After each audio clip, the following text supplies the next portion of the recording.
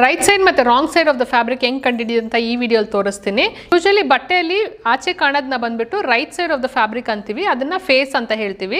ಹೊರಗಡೆ ಹೋಗೋದನ್ನ ಬಂದ್ಬಿಟ್ಟು wrong side of the fabric ಅಂತ ಹೇಳ್ತೀವಿ. ತುಂಬಾ ಪ್ಲೇನ್ ಬಟ್ಟೆಯಲ್ಲಿ ನಮ್ಗೊಂದು ಕನ್ಫ್ಯೂಷನ್ ಇರುತ್ತೆ, ಯಾವ್ದು ರೈಟ್ ಸೈಡ್ ಯಾವ್ದು ರಾಂಗ್ ಸೈಡ್ ಅಂತ. ಸೊ ಫಸ್ಟ್ ನಾನು ಪ್ರಿಂಟೆಡ್ ಕಾಟನ್ ಫ್ಯಾಬ್ರಿಕ್ ತಗೊಂಡಿದ್ದೀನಿ.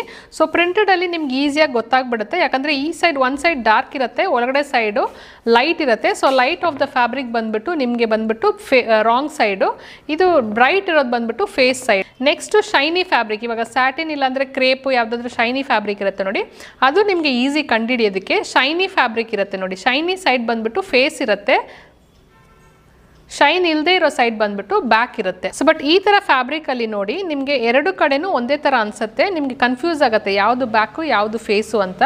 ಸೊ ಸೆಲ್ವೆಡ್ಜ್ ಅಲ್ಲಿ ಈ ಡಾಟ್ಸ್ ಇರುತ್ತೆ, ಈ ಎಡ್ಜ್ ಇದೆ ನೋಡಿ, ಇದನ್ನ ಸೆಲ್ವೆಡ್ಜ್ ಅಂತೀವಿ. ಇದರಲ್ಲಿ ಡಾಟ್ಸ್ ಇರುತ್ತೆ. ಈ ಡಾಟ್ಸ್ನ ನೀವು ಸ್ಲೈಟ್ ಆಗಿ ಮುಟ್ಟು ನೋಡಿದ್ರೆ